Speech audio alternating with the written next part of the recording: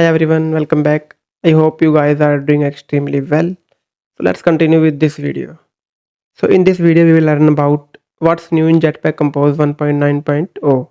So this is the August 2025 release. So we will discuss about like what are the cool features introduced in this release.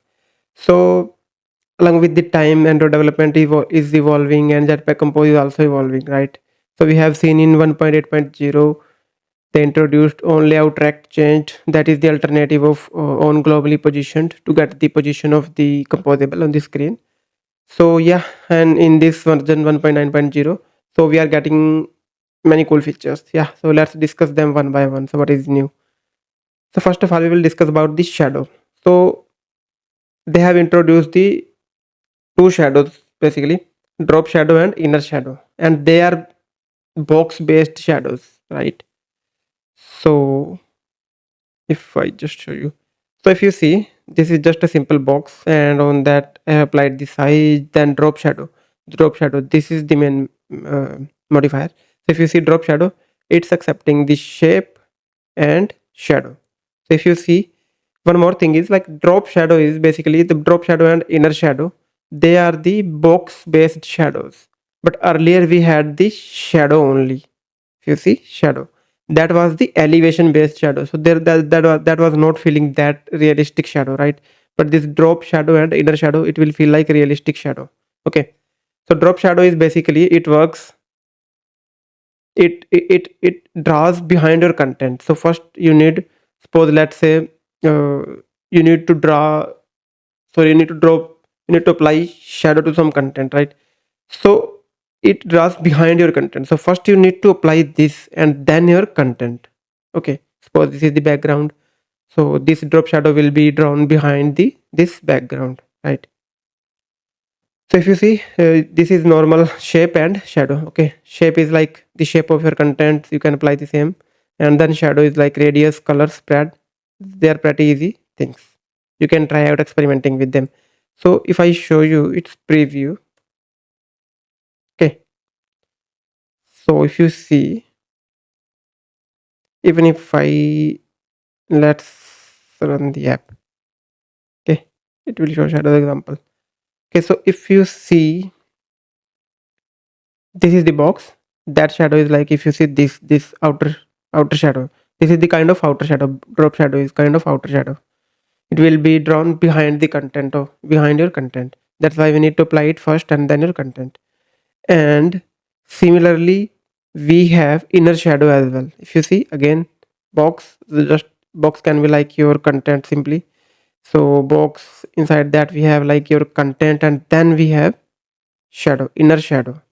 This will be basically, it applies shadow on the content corners. If you see, this is the box and it has inner shadow. If you see this inner shadow, so this is the kind of inner shadow, and that drop shadow is kind of outer shadow. Okay, and again if you want to apply it on this some image, so basically inner shadow is mostly useful in case of like some images or other things, and this outer shadow can be some cards or other UIs, right? So if you see, suppose again the point is like inner shadow we need to apply after the content. So here we have our content, suppose this is the box, this is our content, and thus then we have our inner shadow box. Okay, on this image, by this way we can apply on it image as well. Okay, if you see on this image, so color we can specify our own color as well, if you see, right? Or by default it will be picking up the black.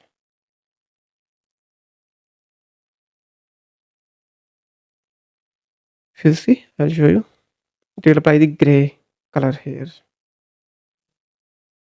If you see, yeah, gray color, by default it's applying the black color. So yeah, you can apply these things, you can play around with the like spread, radius, all these things. Spread is like in how much area it's spreading. Okay, so yeah, this is about the shadows. And another change is like visibility modifiers. Okay, so you don't need its preview, actually I will show it running. So let's, so now they have introduced two modifiers, on first visible, on visibility change. So what is the use of them? Basically, on first visible will be useful when we want to, like, whenever the composable is first visible first time, then if we want to like do something like log impression or call apis, etc., we can use this. Okay, and we can also specify minimum duration, so it will wait for this duration. Suppose this composable is visible for this much duration in milliseconds, only then this callback will be triggered. Okay, similarly we have on visibility changed as well. If composable is getting hidden or shown, that thing will be caught here. Okay, we can catch that here. So this will be kind of useful for some cases like automatically playing and pausing the videos, right? Okay, not playing and pausing the animations or videos, or those cases it can be useful. Cool. Okay, and these are two modifiers. Again, very interesting feature. In Compose 1.8.0 they introduced the on layout track change as well. This is basically more performant way of observing the coordinates of the composable when it's positioned, right? So basically it is the alternative of on globally positioned. That is the little bit costly, but yeah, it's a little bit performant, so we should use, for getting the position of the composable, we can use this one. This is introduced in anyway like in Compose 1.8.0, but I just wanted to introduce this as well. Okay, so and these two are introduced in latest version. Okay, the next one is rich styling. Okay, so again this is very interesting feature. So yeah, that I can show you directly here in the actually in the preview. Okay, so if I just hide this preview, okay, and let's hide this one as well as of now. Okay, so and now let's zoom out. I'll show you. So if you see, it has become like very easy now with the rich styling on the text. So if I show you, yeah, so suppose we have one text field. Okay, basic text field.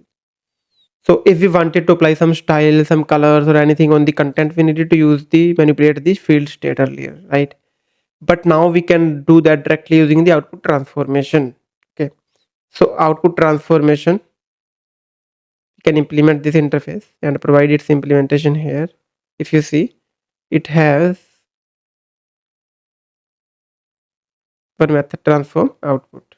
Okay, so what we can do is we can create the output transformation, and then we can get like length of the content, or we can use these methods. If you see, if you go here, you will find on this text field buffer, this method is there. On text field buffer we can check out what is available. All those things will be available there as well. Okay, selection, all these things. Okay, if needed. But here suppose we are calling the insert, so we are adding the content as well using the transformation directly. If length is like 10, okay, if length of this input is 10, what we will be doing is we will be inserting this bracket left and then this right at particular index 0 4, then we can insert this hyphen as well on particular index 9, like. Okay, so and if you see, then we have add style as well. We can directly add style to the span, right? If you add style, span style, start index and index till 0 till, from 0 till 5, it's applying this color. If you see, it's very easy. Now it's become very easy. We don't need to manipulate the field state now. Okay, if you see, this is the field state I have added. Okay, and similarly we can add on change and other things. Those are the basic things, right? But these transformations will be applied accordingly. We can do any kind of logic here, for phone, for email, for at the rate, for other. If we want to show any other content, like with the any character of the field, like with the different color, any character you want to introduce, all those things can be done here. It's pretty interesting feature, I like it. Okay, and then we have prefetch, lazy layout prefetch.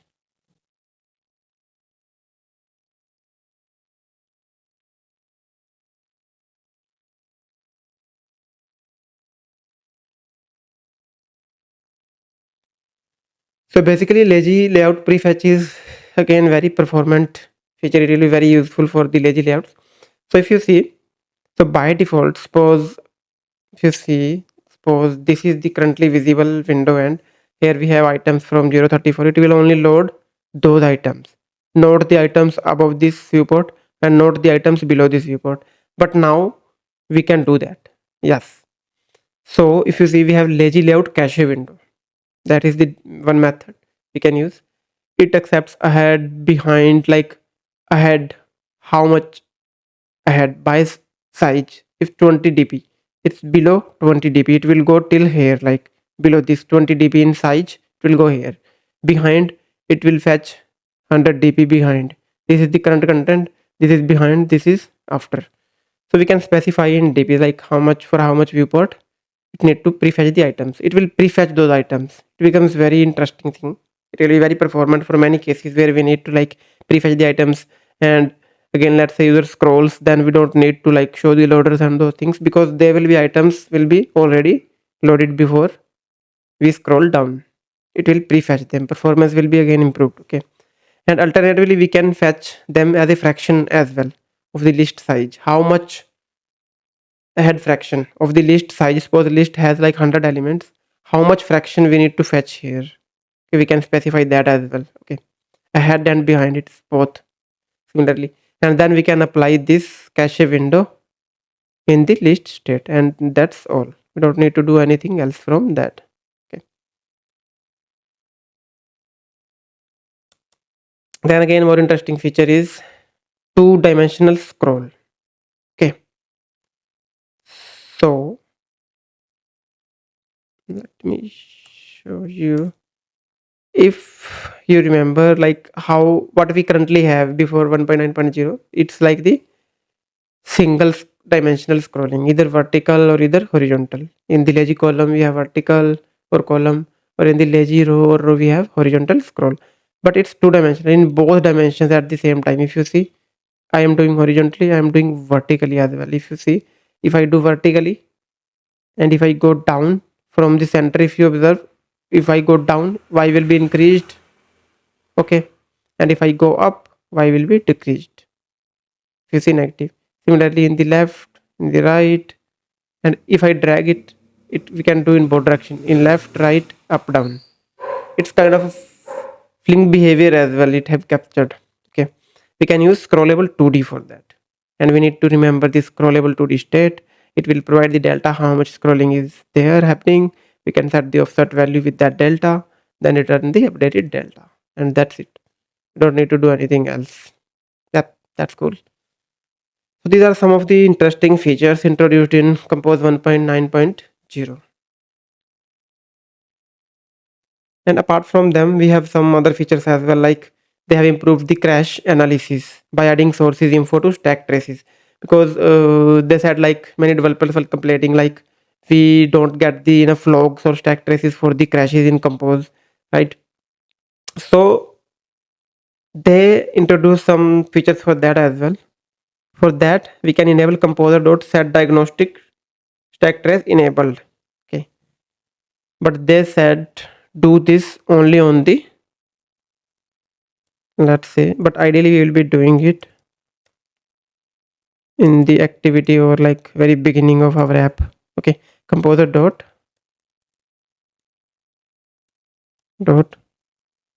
if you see, yes, this one. If you see, opt-in for experimental, still experimental. And one more thing was experimental, I guess. If you see, yeah, this one, I guess this one, yeah, experimental. This is layout, prefetching of lazy layout is still experimental. Okay, so if you see here where I added that, yeah, here, let's pick it up from here. Suppose, just for example, this is our root as of now, just assume. So we can opt in for experimental, and here we can apply, they recommended to apply it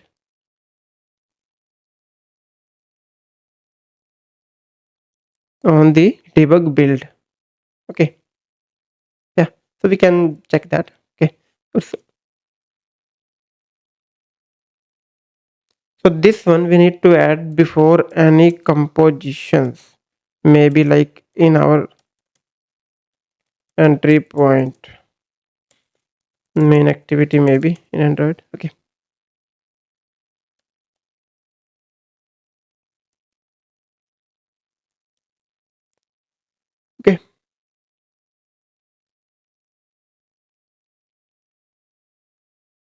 So by this way, information stack trace information will be collected and it will help us analyzing the crashes. Okay. Yeah, small other changes are also there. Some more modifiers they have introduced. Yeah, related to.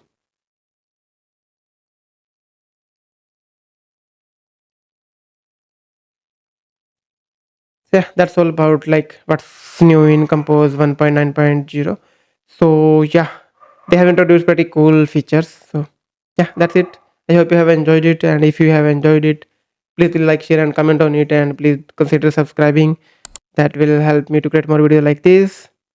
And that's all about this video. I hope you have enjoyed it. I will see you in another video with another cool content. Till then, bye bye. Take care. Have a great time. Keep coding.